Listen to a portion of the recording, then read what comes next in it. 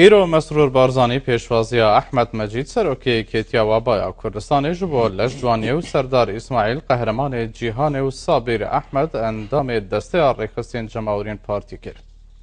لا دیدارێکدا مسرور بارزانی بەکەرمی بە خێراتنی کردن و پیرۆزبایی ئەو خەڵاتە جیهانیی لێکردن کە لە پاڵەوانێتی مستەر یونیڤێرسی مانگی تشتینی دووەمی ساڵی ڕابردووی ئەڵمانیا وەک نوێنەری کوردستان بەدەستیان هێنا و گوتی ئێوە جێی شانازی ئێمەن و سەری ئێمەتان بەرز کردەوە، ئێوە پاڵەوانی نەتەوەن و دەستکەوتی گەورەتان بەدەست هێناوە.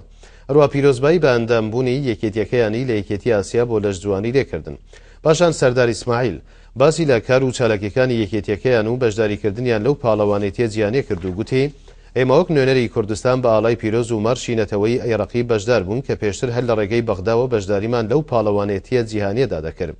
دواتر ئەحمەد مەجید باسی لاوڵەکانی خۆیان بۆ بە ئەندامبوون لە یەکێتی وابای کوردستان بۆ لەشجوانی کرد کە بە پەسەندکردنی ئەندامێتیان لەو یەکێتیە جیهانیەدا لەو لەمپەرانە ڕزگاریان بوو کە بەغدا بۆیانی دروست دەکرد. لە تەوەرێکی دیکەدا باس لا ڕۆڵ و بایەقی وەرزش لە ناساندنی کورد بە جیهانی دەرەوەکرا و مسرور بارزانی گوتی وەرزش بۆ ناساندن گرنگە چونکە سنووری نییە و هەواداری لە هەموو قۆژبنێکی جیهاندا هەیە. ئێوە دەتوانن لە ڕێگەی وەرزشەکەتانەوە نوێنەری ملەتەکەتان بن. ئێوە کە بە ئاڵای پیرۆزی کوردستان بەشداری پاڵەوانەتەکان دەبن مەرج برنەوە نییە بەڵکو مەبەست زیاتر ناساندن و گەیاندنی پەیامی گەلەکەتانە بە گەلانی جیهان. لە بەشێکی دیکەی دیدارەکەدا باس لە کێشە و گرفتەکانی بەردەم وەرزش لە کوردستان بەگشتی و بواری لەشجوانی بە تایبەتی کرا کە تا ئێستا پرۆژە یاسای لیژنەی ئۆلۆمپی لە پەرلەمانی کوردستان خوێندنەوەی یەکەمی بۆ نەکراوە.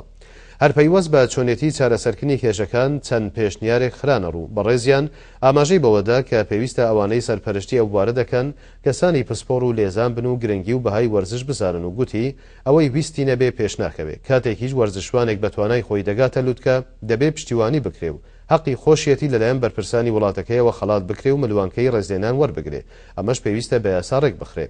لە کۆتای دیدارەکەدا خەڵات و چەند وێنەیەکی پاڵەوانێتی مستەر یونیڤێرسیان پێشکەشی مسرور بارزانی کرد و لە بەرامبەردا بەڕێزیان گوتی ئێمە شانازیتان پێ دەکەین و پشتیوانی خۆشی بۆ پێشکەوتنی زیاتریان دەربڕی و هیوای سەرکەوتنی بۆ خواستن.